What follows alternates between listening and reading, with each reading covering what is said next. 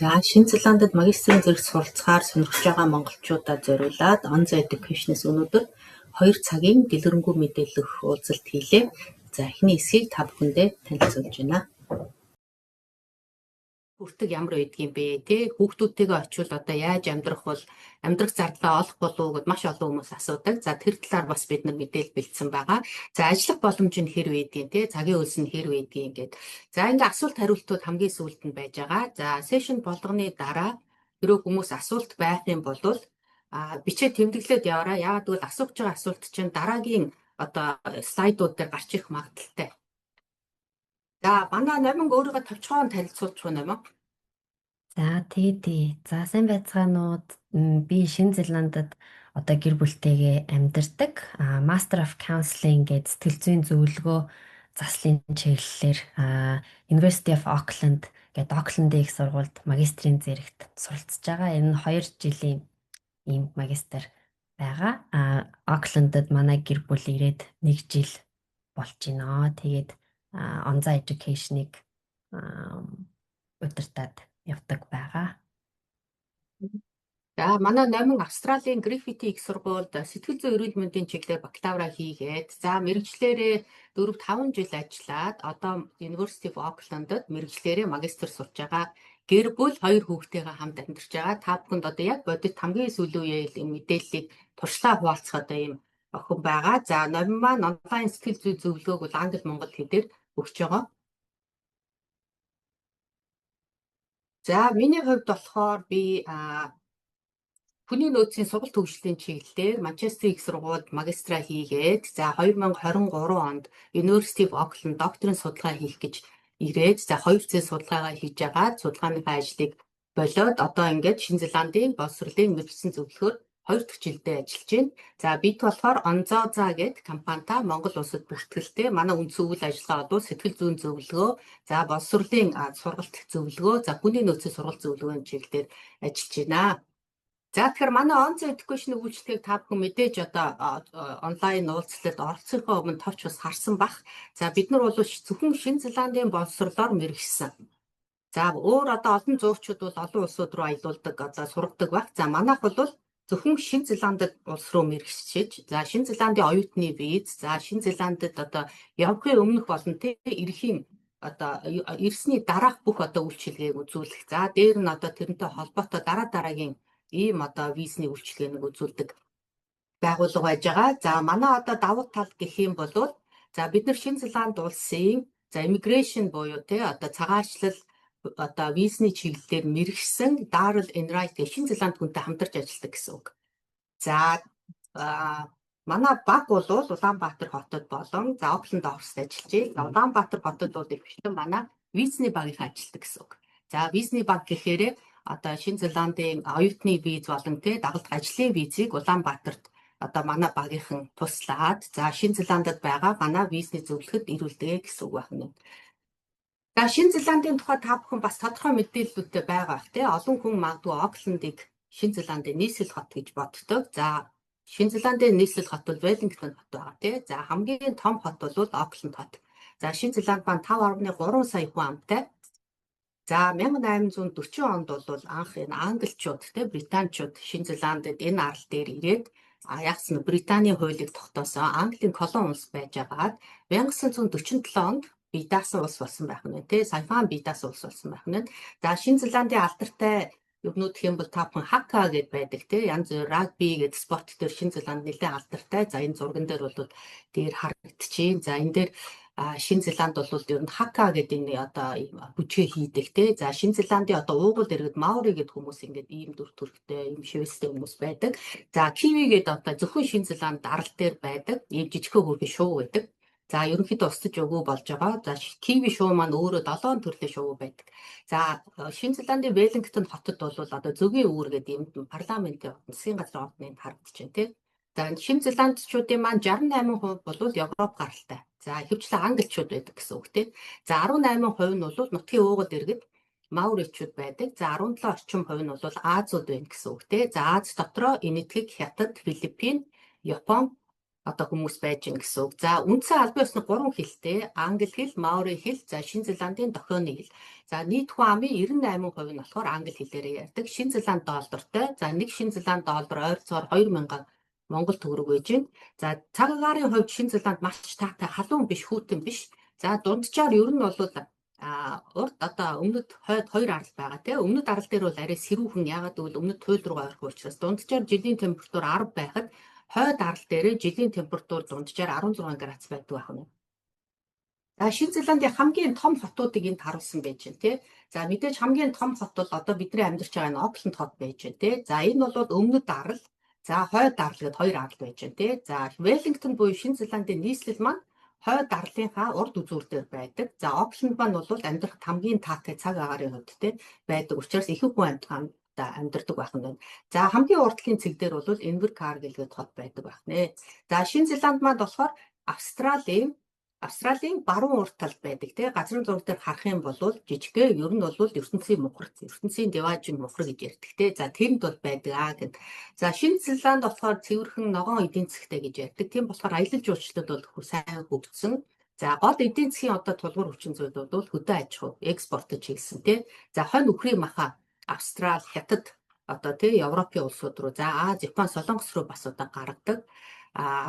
Сүүн бүтээгдэхүүн байж байна тий. Ихэнх одоо онгоцны буудлын одоо үйлчлэгэнд байдаг маслууд, Шинэ Зеландын масл байдаг.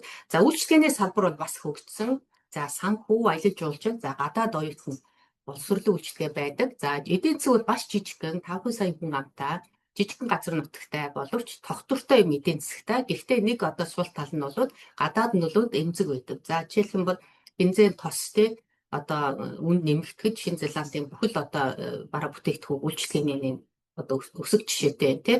За нэг хүн амд ноогдох дотоодын нийт бүтээгдэхүүнээр тухайн улсын эдийн засгийн хөгжлийг хэмждэг тий. За Шинэ Зеландын хувьд бол нэг хүнд ноогдох дотоодын нийт бүтээгдэхүүн 49 мянган Шинэ Зеланд доллар байна. За энэ маань бол нэлээд сайн хөгжсөн эдийн засаг байна гэсэн үг байна тий. За Монгол улстай харьцуулах юм бол Монгол улсын хувьд бол нэг хүнд ноогдох бүтээгдэхүүн болоод 6 мянган Шинэ Америк доллар авах нь шүү дээ. За Шинэ Зеланд болохоор 49 мянга байх нь тий. За Австралитай харьцуулахад арай бага. Гэхдээ Монголтай харьцуулахад бол хэд дахин одоо өндөр ийм хөгжсөн улс гэдэг нь харагдчихэ тий. За Шинэ Зеландын боловсролын системийн хувьд за сургуулиудын хувьд бол 13 жилийн системтэй байдаг. За магистр сурах байгаа хүмүүс маань ихэвчлэн гэр бүлтэй, хүүхдүүдтэй байгаа. Цэцэрлэгийн нас болон одоо бага насны хүүхдүүдтэй, сургуулийн насны хүүхдүүдтэй тий. За Шинэ Зеландд бол 5 наснаас эхлээд 1-р ангид ордог. За 17 настай 13 дугаар ангиа төгсөх нь байна тий. Тэгэхээр Шинэ Зеландд хэн ирж сурч болдог вэ гэхээр гэр бүлээс гадна хүүхдүүд одоо Монголдо суурь боловсролынхаа гэрчлэгийг авсан буюу 9-р ангид төгссөн хүүхдүүд Шинэ Зеландын батлах сургууль дээр ч их сурдаг. За Монголоос бол цөөхөн байна. За гадаадаас бол ялангуяа Хятадаас, Японоос, Германаас бол ахлах сургууль Шинэ Зеландд маш олон хүүхдүүд ирж сурчээ сүлээ. За тэгэхээр Шинэ Зеландын одоо боловсролын өөрийнх нь ийм одоо систем байдаг. За 10 түвшинтэй. За 10 дугаар түвшинд бол докторийн одоо зэрэг авсан хүмүүс 10 дугаар түвшний боловсрол эзэмсэн гэж ярих нь тий. За магистр сурах байгаа хүмүүс маань болохоор мэдээж одоо 9 дугаар левел сурч байгаа одоо ийм сертификат авах нь тий. За тэгэхээр Шинэ Зеландд сурья гэхээр дандаа левел буюу түвшин гэдэг ард нь тий 7 дугаар түвшин, 8 дугаар түвшин гэдэг ийм одоо юунууд байж байгаа. Дандаа одоо бичгүүд байж байгаа. Тэгэхээр анзаарах хэрэгтэй. Ягаад гэвэл энэ түвшнээс хамаараа Шинэ Зеландд оршин суух тэ дараагийн виз авах нөхцлүүд маань бол өөр байдаг учраас. За тэгэхээр одоо жишээлбэл одоо Монголдо бакалавр хийсэн хүн бол Шинэ Зеландын хувьд бол 7 дугаар левлийн боловсролын түвшинтэй гэж ойлгож болох гэдэг тий. За зарим Монголын бакалавр бол 8 дугаар түвшинд байдаг. За ихэнх Монголын бакалаврыг бол 7 дугаар түвшинд үнэлдэг байх нь. За тэгэхээр та бүхэн 9 дугаар түвшин буюу магистрийн түвшинд сурах талаар одоо танилцуулга авч байна гэсэн үг. За өнгөрсөн 3 сард энэ Веллингтон хотод Шинэ Зеланд дахь одоо Австрали, Шинэ Зеландын боловсролын үзэсгэлэн болоод би энд оролцсон. За энэ дээр Шинэ Зеландын одоо Education New Zealand гэдэг гадаад оюутнууд зориулсан боловсролыг хариуцсан байгууллага байдаг. За энэ байгууллага бол презентацаа тавьсан. За эдний одоо мэдээлэлээр бол 25 оны за эхний 6 сарын мэдээлэлээр Шинэ Зеландд ирж байгаа оюутны тоо бол өнгөрсөн жилдээ харьцуулбал 14% өссөн байна тий. За ковидын дараа бол мэдээ зогсон байдалтай байж байгаа. За 23 оноос бол нэлээд өсөөд одоо Шинэ Зеланд оюутнууд нэмэгдэж байна. За нийт оюутнуудын гадаад оюутнуудын 35% нь бол хятад улсаас ирсэн байна те. За 14% нь Энэтхэг, 8% нь Японоос ирсэн байна те. За одоо сүүлийн үед хамгийн их ирж байгаа улсууд болохоор Өмнөд Солонгос, Шри-Ланк улсууд орж ирж байна те. За Европоос болохоор Герман, за Америкаас бол сүүлийн үед их оюутнууд ир сурч байна гэсэн үг. За энэ оюутнууд хаана сураад байна гэхээр нийт оюутнуудын 43% нь бол их сургууль сурч байна гэсэн үг. Төрийн их сургуулиудад. За 22% нь болохоор 10 жилийн сургуулиудад, за ихэвчлэн ахлах сургуулиудад сурч байна гэсэн үг. Эсвэл за 14% нь бол хувийн дээд сургуулиудад сурч байна гэсэн үг байна. За 11% нь болохоор төрийн коллеж, за бусад нь болохоор англи хэлний сургууль сурч байна тийм. За эндээс бол харах юм бол нийт оюутнуудын маань бараг 70% нь Оксфорд хотод сурч байна. 83 мянган оюутны 45 мянган нь Оксфорд хотод сурч байна тийм. За энэ өнгөрсөн жилтэй харьцуулахад бол 17% өссөн юм үзүүлэлт байж байна тийм. За дараагийнх нь болохоор Вайкадо гэдэг одоо мужид байж байна тийм. За энд бол хэд хэдэн одоо төрийн сургууль, төрийн коллежууд байдаг. За энэ одоо Вайкадод сурч байгаа оюутнуудын тоо болохоор хэдийгээр 6,000 байгаа боловч өнгөрсөн жилтэй харьцуулахад 30%-аар өссөн байна. За энэ маань юу гэсэн үг вэ гэхээр Оксфордтой харьцуулахад Вайкадод одоо амьдрах өртгөн арай бага байна гэсэн үг. Одоо байрны түрээсээс өсвөлээд те хамгийн өндөр өртөгтэй байрны түрээс хоол унд бол 20-30% бага байдаг учраас хүмүүс Окленд, Веллингтоноос илүүгээр Вайкадо гэсэн арай жижиг хотуудад ирж амьдарч байна гэсэн үг байна те. За сүүлийн үед бол энэ хувийн дээд сургуульд одоо сурч байгаа оюутнуудын тоо бол эрс өссөн байж байна. За энэ бол одоо сурч байгаа оюутны тооноос өнгөрсөн жилтэй харьцуулахад яаж өссөн үзүүлэлт харагдаж байна те. Тэгэхээр маш олон оюутнууд бол төрийн их сургуулийг сонгохоос илүүгээр хувийн дээд сургуулийг сонгох сонголтууд их хийж байна тий. Тэр маань бол 33%-аар өссөн байна тий. За яагаад тэгэхээр хувийн дээд сургуулиуд маань нэгдүгürt бол одоо санал болгож байгаа хөтөлбөрүүдийн төрөл нэмэгдэж байна. За хоёрдугаарт бол гадаад оюутнуудад төрийн их сургуулийг бодох юм бол 30-40% хямд сургалтын төлбөр санал болгож байгаа учраас хувийн дээд сургуулиудыг хүмүүс их сонгож ирж байна гэсэн үг тий. За тэгэхээр яагаад Шинэ Зеландыг сонгох ёстой юм бэ гэдэг юм хэрэг та нэлээд одоо мэдээлэлтэй байгаа. За энэ дээр онцлог нэг 3 мэдээлэл байж байна. За QS World гэдэг дэлхийн одоо их сургуулиудыг ранглдаг тийм одоо байгууллага байдаг. За 26 оны мэдээлэлээр болохоор Шинэ Зеланд улс англи хэлээр ярьдаг улсууд дотроос дээд боловсролоороо нэгдүгээр чагсдаг улс ахна. За тэгэхээр энийг бол хүмүүс ер нь бол мэддэг. За Америк ч юм уу те Канада, Австрали, Англи гэж боддог боловч яг үндэ бол Шинэ Зеланд улс маань нэгт зогсдог байна. За нийт одоо ажил хөдөлмөр эрхлэлт байдлаараа буюу Шинэ Зеландын их сургуулийг төгсөөд ажил олж байгаа байдлаараа бас энэ одоо англи хэлтэй улсуудаас нэгдүгээр чагсдаг. За энийг бол бас хүмүүс мэддэг. Тэгэхээр Шинэ Зеланд бол яхаа аргагүй одоо англи хэлээр ярьдаг улсуудаас одоо сонгох ёстой ийм одоо улс бол яхаа аргагүй мөн байж байна. За Шинэ Зеланд улс маань нийт дэлхийн одоо дээд боловсрол эзэмшүүлж байгаа улс орнуудаас 5-д чагсдаг. Одоо дээд боловсролынхон чанарын түвшингээр гэсэн үг тийм. За тэгэхээр оюутнууд яг энд сурч байгаа оюутнууд маань ямар сэтгэл хангамжтай байдаг юм бэ гэдэг өнгөрсөн жилийн судалгаа байж байна. За нийт сурч байгаа оюутнуудын 87% буюу 10 оюутан тутмын 8-аас 9 нь ер нь бол айгүй эерэг ийм сэтгэл хангамжтай байгаа илэрхийлсэн байна тийм. За тэр дотор 10 хүний маань 4-5% бол бүр excellent буюу одоо онцгой сайн гэдэг үнэлгээ өгсөн байна шүү дээ тий. Тэгэхээр Шинэ Зеландд ирээд сурч байгаа оюутнууд маань одоо сэтгэл хангамжийн түвшин иймэрхүү байна гэсэн үг тий. За энэ дээр бол areas for attention гэж байна тий. За оюутнууд энэ жоохон сэтгэл дутуу байгаад байгаа оюутнууд юун дээр ингээд жоохон сэтгэл одоо дундуур байгаад байна гэдгийг энэ бичсэн байна л да. За энэ дээр хамгийн нэгдүгürt нь ажлын туршлага олж авах гэж байна. За оюутнууд маань төгсчөөд магистрийн оюутнууд ялангуяа төгсчөөд ажил ингээд мэрэгчлэрээ ажил хийхээр жоохон ажлын олдоц бол жоохон сүүлийн үед бага байгаад байна гэдэг мэдээлэл өгсөн байна. За community integration буюу нөгөө гадаад оюутнууд маань ирээд дотоодын Шинэ Зеланд хүмүүстэйгээ бас ингээд ойрхон танилцаад network хийх одоо энэ боломж хязгаарлагдмал байна гэдэг ийм мэдээлэл өгсөн байна.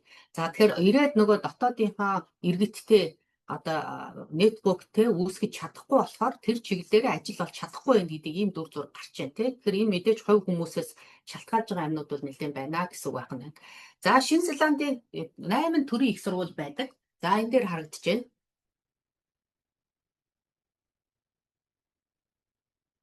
За газрын зураг дээрс харах юм бол ихэнх сургуулиуд маань хойд дарал дээрээ төвлөрсөн байдаг. За урд дарал дээр бол мэдээж бол сургууль 3 сургууль байж байгаа. За эндээс бол анзаарах юм бол хойд арал маань амьдрахад илүү таатай хүн ам нь бол нийт хүн амынх нь 70 гаруй хувь нь бол хойд арал дээр амьдардаг байх нь. За мөн төрийн коллежууд байдаг. Төрийн харьяаны одоо коллежууд байдаг. За төрийн коллежууд бол төрийн их сургуультайгаа ижилхэн хэмжээний бакалавр, магистрийн хөтөлбөрүүд санал болгодог. Ганцхан докторл санал болгодог гэсэн үг тийм. За 16 төрийн коллеж байж байна. За маш олон төрийн хувийн дээд сургуулиуд байж байгаа. За их сургуулиудыг ранглах юм бол нөгөө дэлхийн топ 100 сургууль гэж ярих юм бол Шинэ Зеландын сургуулиудаас зөвхөн University of Auckland болохоор 65-д зогсдог байна тийм. За ингээд дараагийнх нь бол University of Otago гэж байна тийм. За дараагийнх нь Massey их сургууль. За дараагийнх нь Victoria University Wellington байж байна. За Canterbury-гийн их сургууль, Waikato-гийн их сургууль байна. Lincoln University байна. Ингээд Auckland University of Technology гэдэг ингээд 410-д жагсдаг ийм 8 сургууль байх юм байна. За гэхдээ Шинэ Зеландын бүх их сургууль дэлхийн топ одоо 2% багтдаг байна тийм.